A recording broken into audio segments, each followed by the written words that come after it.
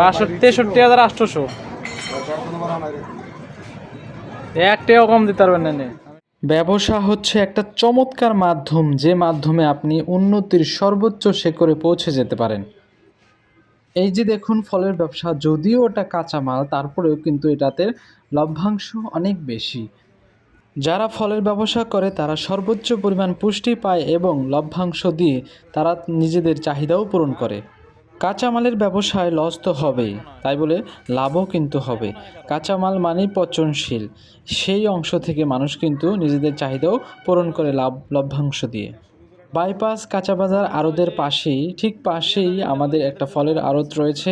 এখানে অসংখ্য ধরনের ফল, সব ধরনের ফল, যেমন দেশীয় ফল এবং বিদেশি ফল, চায়না ফল, যত ধরনের ফল এখানে সব ধরনের ফলই পাওয়া যায়।